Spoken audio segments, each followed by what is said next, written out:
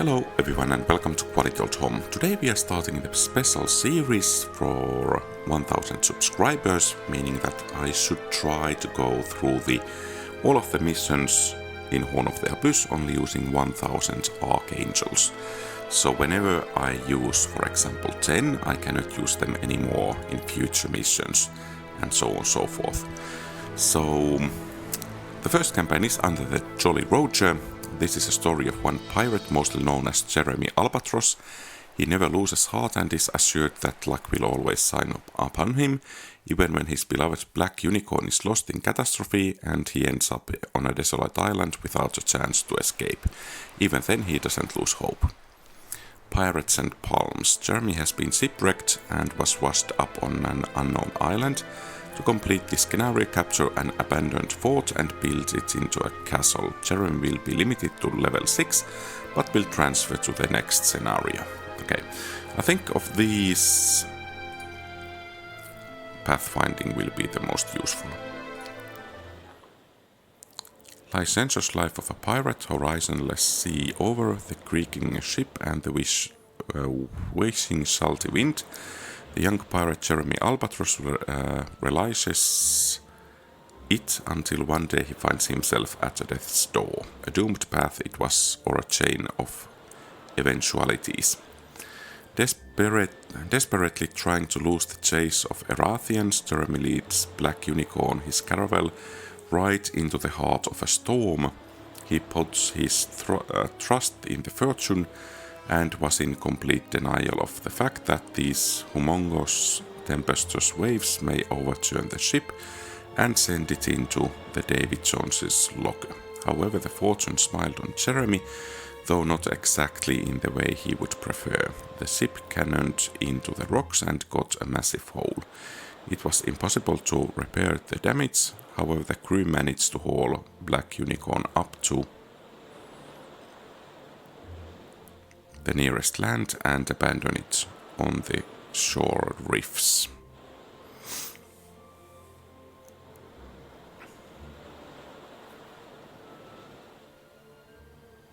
Okay, I guess that... Oh, there is more.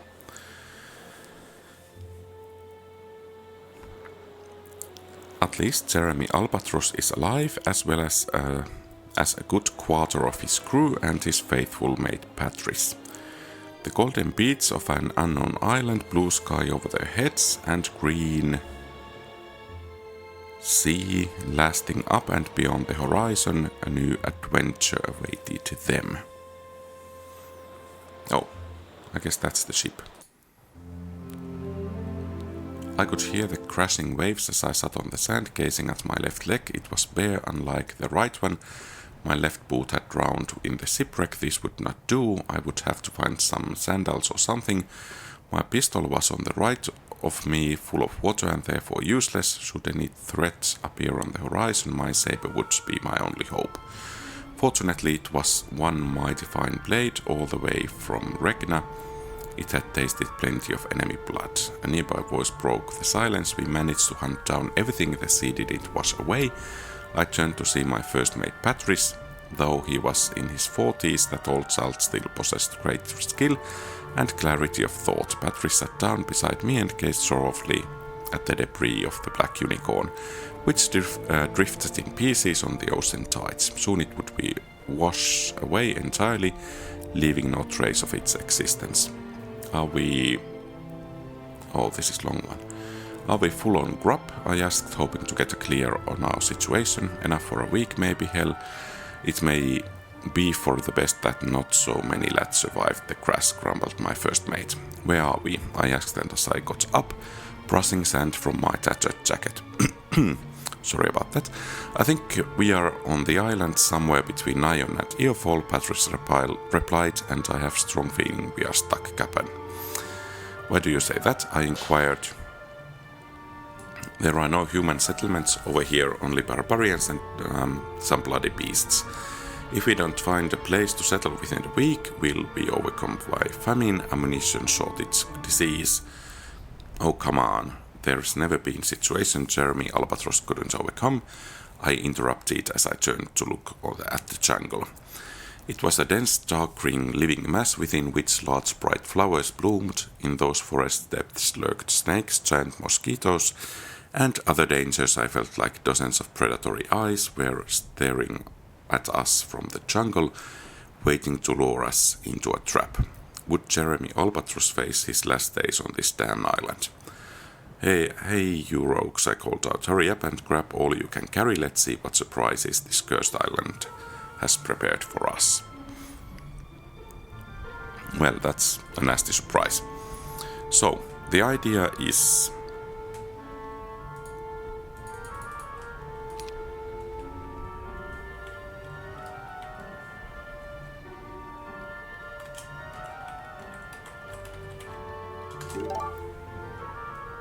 Yeah, I know.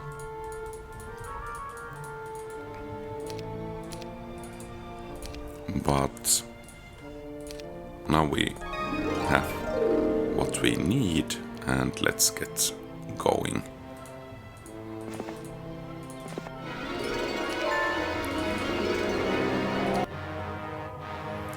And perhaps I should actually make things go a bit faster. Pace in battle.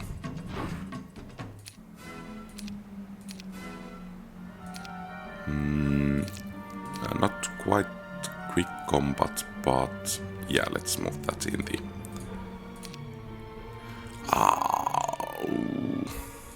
We were fighting our way through the dense, boggy jungle. Actually, we are on the beach now.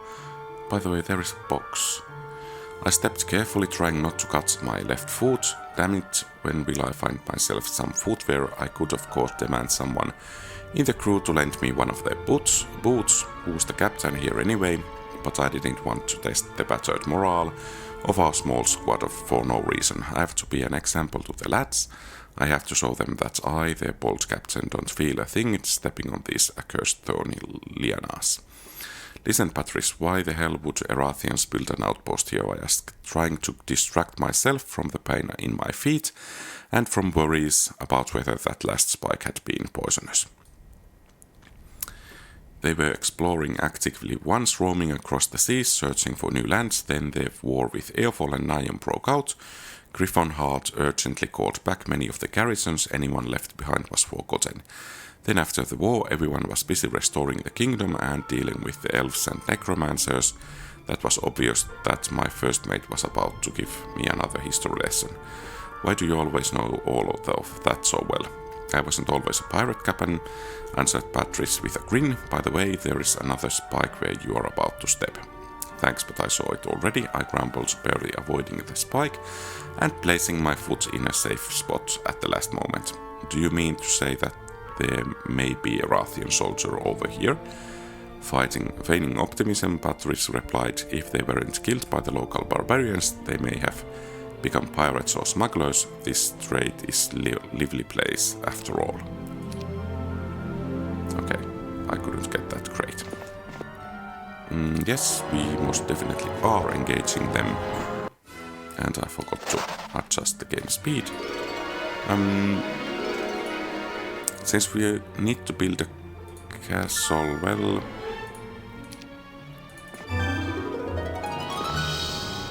yeah, that looks useful. So we have to find an arrow whistled within inches of my ear. Patrice jumped behind a tree just in time as I quickly followed suit. It's a trap, yelled one of our boys. Thanks, I understood that this wasn't a welcoming party. Squinting, I managed to spot culprits hidden in the undergrowth.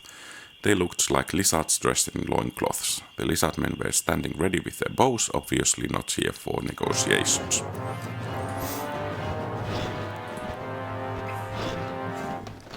So, I have used up 5 of the 1,000 archangels, but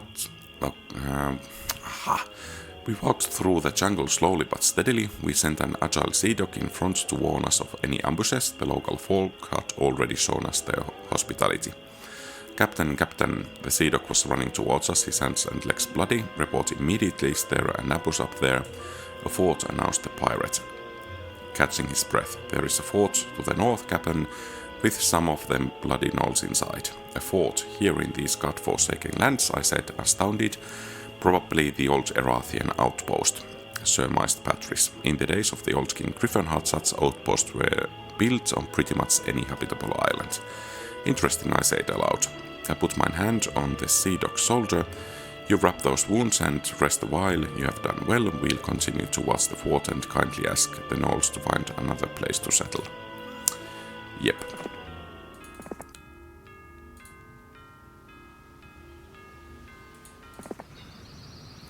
Access denied, password required, voice boomed from within the iron statue. Presence of these statues on the island warned me from the beginning. I assumed they were golems, possibly guarding something valuable. Captain, it looks like the guard of an old storehouse of some kind, said Patrice, pointing over the golem's back. Surely there's lots of booty in there. Passwords not given, trespasser will be killed, boomed the iron guard, jarring me from my deliberations. Suddenly the guards attacked. Okay, well, I think we will attack them. And let's change the animation speed a bit faster. I think basically our magic looks rather nice.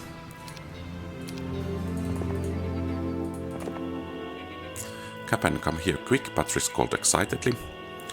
I approached my mate and found him on his knees examining something on the wet ground. He was positively beaming, which was very odd. Patrice is not the type who greets you with a wide smile on his face. There is a wagon traces here, Captain, he explained.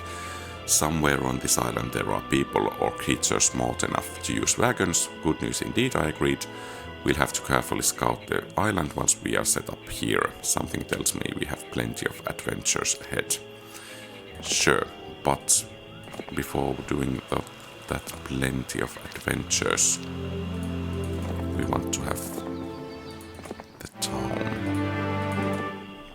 there.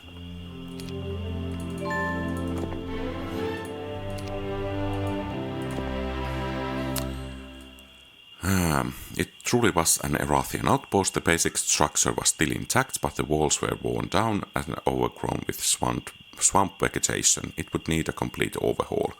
The current inhabitants cared little about such niceties. Modest creatures these gnolls were. Smoke coiled upward from somewhere deep inside the fort, likely a cooking fire. I hate to spoil someone's dinner. Suddenly, a huge gnoll emerged right in front of me from a hole in the wall. His neck and body were covered in strange rings and bones, and he was wielding a large club made out of bone from a huge animal. Brok, growled the gnoll. Delighted to meet you, sir. I'm Jeremy, I answered cheerfully. Unna abrogdu abur it is, then got it. I ain't deaf, I replied, the crew chuckling behind me. The lads were enjoying our little conversation, but then the gnoll let out a whining sound and raised his club. What a pity we could have been such great friends. Needless to say, the stupid creature didn't have time to realize anything, and with one loud bang, my pistol had already sunk a bullet in his skull. Abugur fell to the ground with a sizable hole in his head. Onward, no quarter, I commanded. Okay, oops. I guess that was a bit too fast onwards. Okay, so now we can breathe a bit. So we were to build fort and castle, and perhaps we will begin with Mage Guild. So I think Jeremy could benefit from these spells. So that's already visited. There was a loud stir coming from the jungle, fueled by curiosity. Some of the crew and I went to investigate. As we moved in closer, the sound seemed to be coming towards us. I was about to command the group to turn around when suddenly a barrage of mosquitoes flew out of the jungle, each the size of a gull. I barely managed to unsheath my saber. Yeah, of course we will.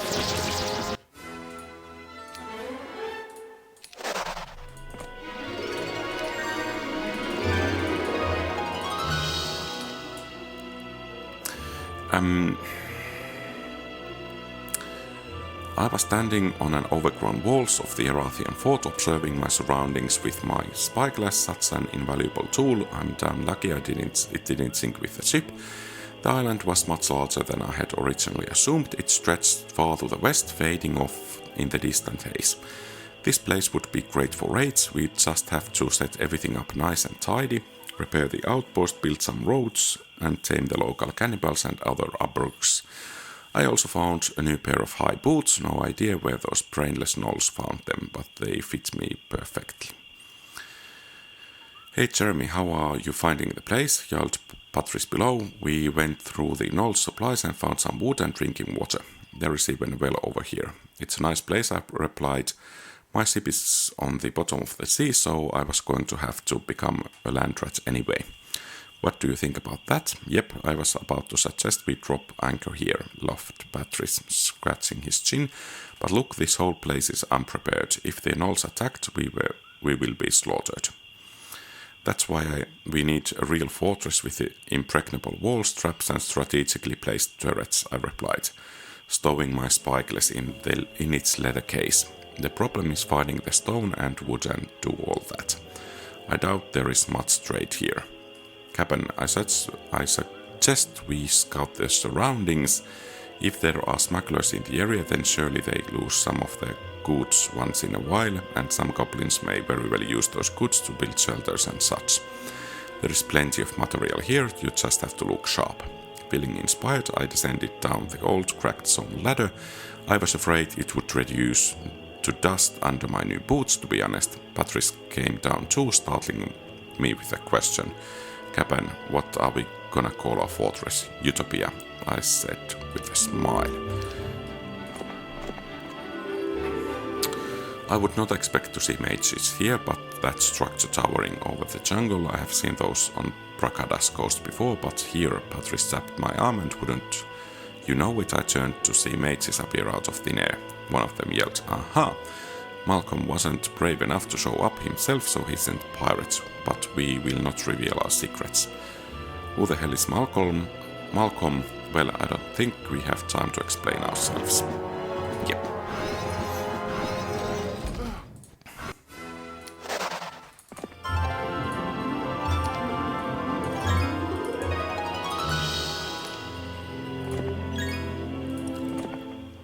We came upon human footprint on the sand.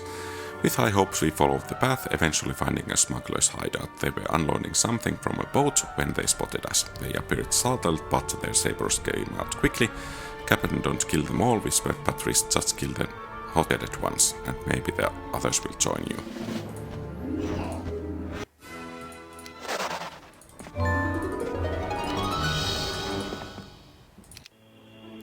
Our fears were justified. Late last night, a mob of gnolls and goblins armed with swords and blowpipes approached Utopia. Someone from our group fired a musket shot and the terrified mob scattered into the forest. The locals weren't properly organized to attack last night, but sooner or later they will gather their courage. The sooner we raise our defenses, the better. Okay, are we on a timer? I don't know.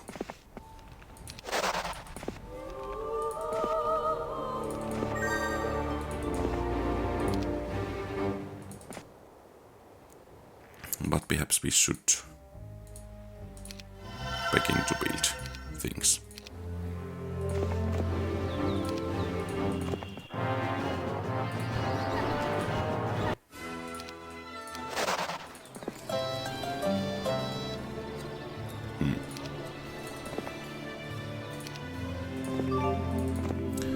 And I think it will be rather...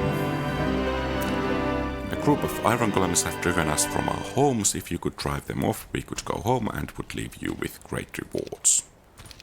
Well, that was a nice reward. A large ogre bearing an axe came out toward us. He wore chainmail and black eye patch. "Did you come for your friends?" he growled. "What friends?" I replied in surprise. "Kola's band. We captured their hideout and all its treasures, and we are about to fill it up a little more with your goods." The ogre grinned menacingly. "My dear friend, I have no idea what band you are talking about, but if you want to take our goods, you'll have to take them from my corpse." Okay.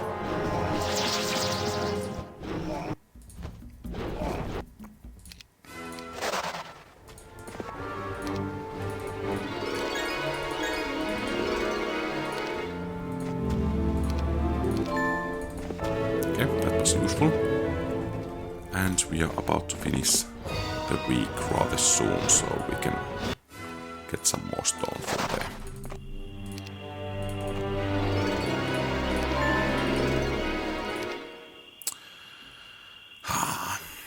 I was sitting near the campfire last night and realized that 2 weeks has passed since the black unicorn had sunk.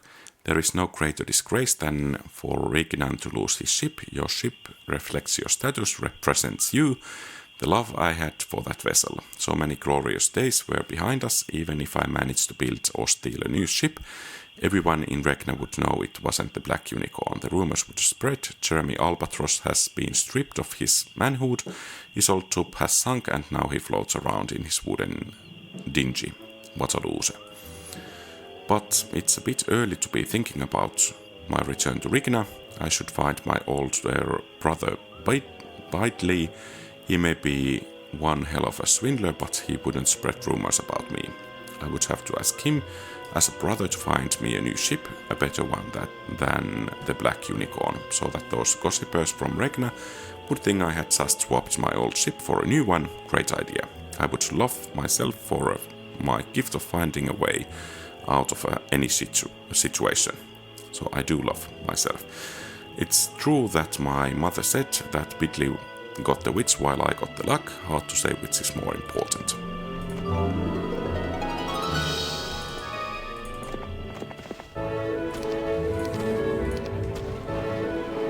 So I guess we can already build a fort. Grotto, yeah, we don't want any of those. But what resource silo? I don't think we want sulfur.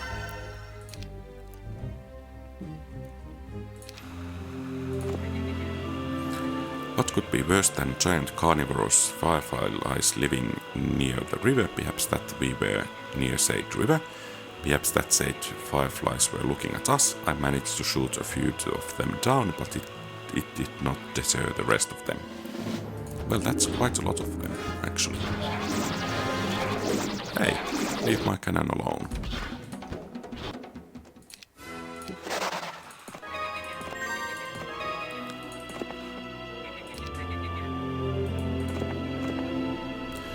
A piercing screech sounded above us. Looking up, I spotted huge predatory birds circling over us. I don't know what we looked like to them, but whether men or mice, we had to be prepared for a sudden attack. I'm not sure if they were prepared for our sudden attack. Unexpectedly, we spotted our scout running towards us at top speed. He flew right past me before I could even get a word in. As we scanned our surroundings in confusion, several enormous beasts leaped out from the jungle. They looked like a cross between a cow and a basilisk. Yeah, those mighty gorgons first. And I think it's... one of the guards approached me, the look on his face showing disappointment and reluctance. Go on, tell me what happened, I said. Captain Jeremy, we have a problem with the savages. Those cowards snuck into the fort during the night and grabbed everything that glittered. At least they didn't have enough wit to take our wood and stone. All right, I sighed. I hope next time they drag away those good-for-nothing guards and cook them over the bonfire. So it was castle. I think we can actually finish the mission next turn, but to make things easier in the future, I think we will actually try to... Oh, I didn't visit that. So we will try to get as many improvements for the hero as possible. The most unpleasant creatures in existence after wild orcs are wild ogres, and that the latter are even dumber than the former. Dressed in hides with skulls hanging off their fitted clothing, these great shambling green hulks were breaking through the jungle. They could be heard from miles away, and those huge cudgels they carry can smash a human like a bedbug. That's why I advise the troops to quickly retreat to safer grounds before opening fire.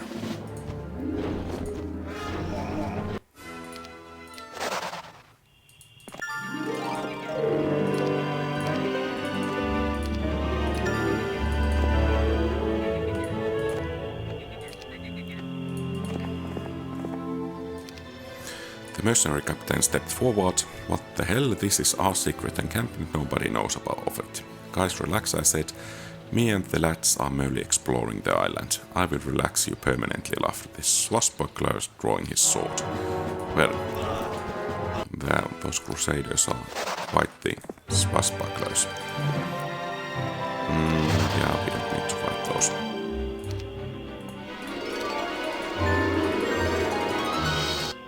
Oh, there was some text. Well, too bad. So is there still something I should do?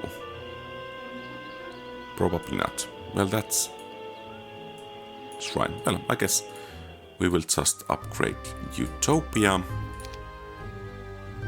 Congratulations, you have successfully upgraded town and can claim victory. Hooray! And let's save.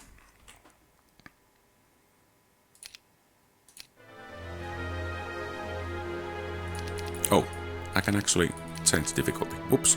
Well, let's go with the impossible difficulty, at least for now. But I think we will continue from this in the next episode, and we have still 995 archangels left to use in the future campaigns and the rest of the missions in this campaign. Thank you very much for watching. If you like the content, please leave a thumbs up and subscribe to the channel. Feel free to post comments, give advice, ask questions and so on. Have a great rest of the day. QualityOldHomm out.